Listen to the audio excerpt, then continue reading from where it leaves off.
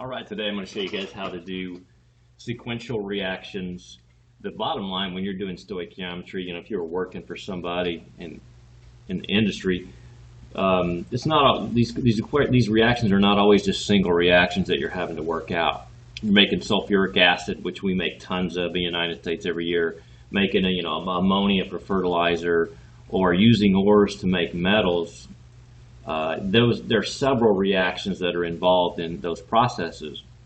So in order to know how much you're going to get or as a product, or how much reactant you need to use in these reactions, you have to use several equations to do that. So I can string them all together and make one giant equation out of them, but I'm going to try to break it into parts to make it hopefully a little easier for you. But so let me show you how to deal with this. So it says this is how we generate sulfur from hydrogen sulfide, and we start off with 31.3 grams of oxygen, and we want to know how much sulfur we're going to get.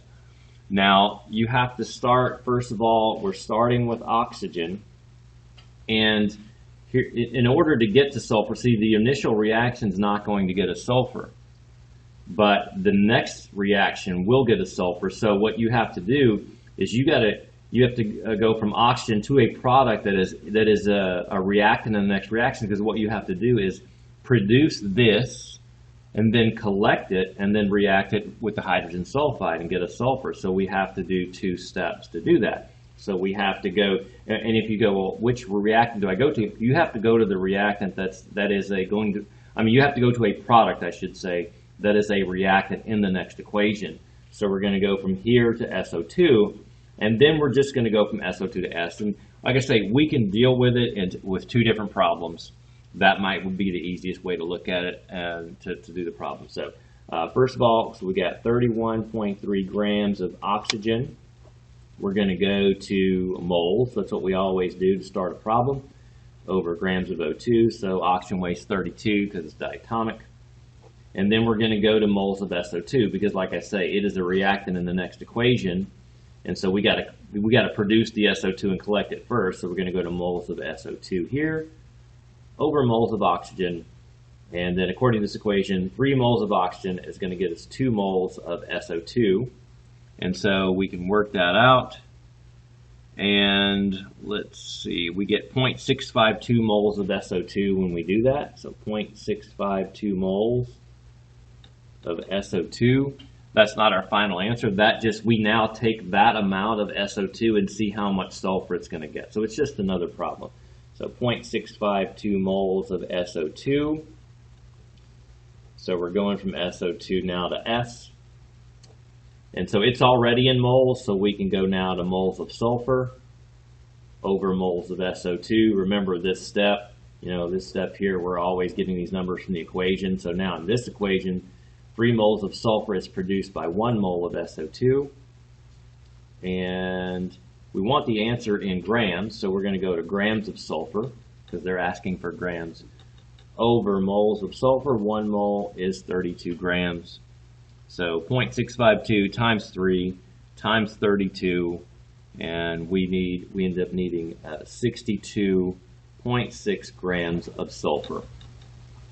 Again, we just did 2 equations. We went from oxygen to sulfur dioxide, and then from sulfur dioxide to sulfur, because it happened in 2 different problems. You can do the same thing if the question is kind of in reverse and they're asking for what you started with. You just have to work backwards from your product. And so that's what we're going to do in this problem. They say we got 3.96 grams of iron. How much oxygen was required to produce it? So now, this is what this equation is going to get us the iron, but notice there's no oxygen in that equation. So we have to go from the product of iron to the reactant that is a product in the prior equation. So that's carbon monoxide. So we got to go from iron to CO, and then we're going to plug that in and see how much oxygen we needed to produce carbon monoxide there. So again, we're going to do it in 2 separate steps. 3.96 kilograms of iron. Now remember, we know the relationship between moles and grams, and that's it, because you look at a molar mass of any element on the periodic table, And if you get that in grams, you have a mole of that. But right now we have it given in kilograms, so we've got to do an extra step. They're not always just so nice and easy. So the first thing you need to do is get grams of iron from kilograms of iron. And so 1 kilogram is 1,000 grams. Again, you obviously wouldn't have to remember that. You just need to know how to do it. So now we've got grams of what we start with. And as always, when you don't start with moles, you convert to moles. You got to go to moles of Fe over grams of Fe. 1 mole iron weighs 56 grams. And then we're going to go to moles of carbon monoxide. Again, that is a reactant in that equation. We're working backwards from moles of iron, and it's saying here that 2 moles of iron would be produced by 3 moles of carbon monoxide. So now you multiply across and divide. That would get us 104 moles of carbon monoxide. Now we just got to move up to the next equation.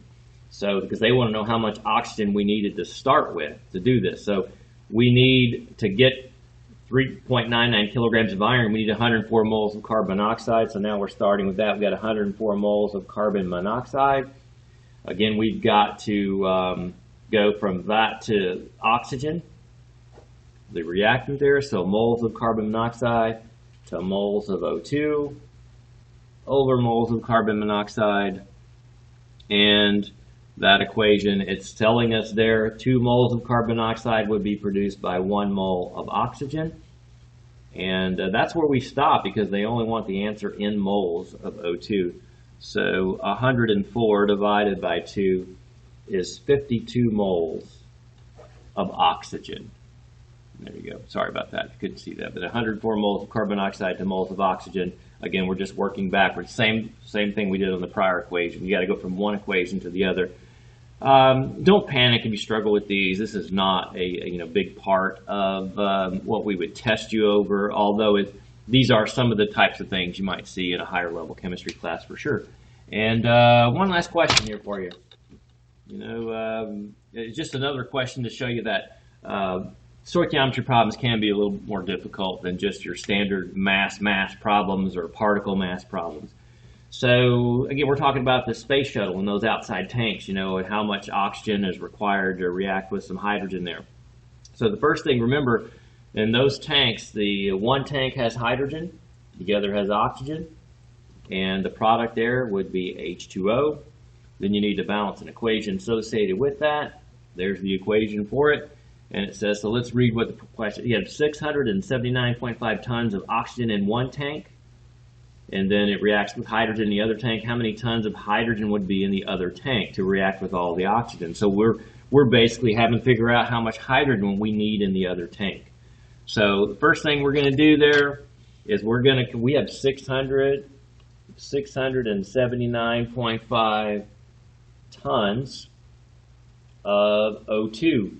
And remember, the relationship is in moles here, and we've got to get it to grams. We can say how many grams are in a mole, so we've got to get tons to grams, and we can't go that directly. They've given us some conversion factors to do that. So it's giving us from tons to pounds, and then from pounds to grams, and so we just got to carry that out. So we're going to go pounds of O2 here over tons of O2 there. It says there 1 ton is 2,000 pounds. So that'll get us pounds. Now we're going to get to grams of O2 over pounds of O2. And it says here that 1 pound is 453.4592 grams. And now we can start the problem where we always have been. So now we got to go to moles of O2 over grams of O2. 1 mole, 32 grams. And then we're going to go to moles of what they're asking for, like we always do. So they want hydrogen over moles of O2. We get these numbers again that's the middle step from the balanced equation. 1 mole of oxygen, 2 moles of hydrogen, and then we can convert that to grams of H2 from moles. 1 mole, 2 grams. But they want the answer in tons again. So we have to, all this stuff we did in the beginning, we got to do it at the end. We got to go from grams to pounds. Looks like we have enough space to do that there for hydrogen. And so we got grams we got to get rid of here. It says that 1 pound again is 453.4591 grams. And then we need one more conversion factor. we've got to go from pounds to tons, and again, 1 ton is 2,000 pounds. And so we can work all that out. If you're really good at this kind of stuff, you could realize that those would cancel each other out at the end, and we could make a shorter conversion factor out of this. But just letting you know that some of these problems could be a little tougher. So we got to work it all out. So 679.5 times 2,000 times that number. We will multiply across the top, divide by everything that's on the bottom, and our final answer would be 84.94 tons of hydrogen. And again, don't panic with this stuff. I'm just trying to set you up and let you realize that these problems can be a little more complicated than what we're doing. It's not just all simple stuff. So wouldn't be a big part of what we're doing on the test. What you really need to really concern yourself with is, when you get Quest next time, is make sure, again, you can do all those types of problems. You'll get a good idea of what you need to be able to do for the test. And really, the bottom line, what we're going to really ask you to do is all the things that we've done up to this point is first of all, write formulas properly for reactants and products, then balance the equation, and then do the stoichiometry. And so if you can do those things, and you can do, your percent yield problems and limiting problems, then you'll do great. So good luck.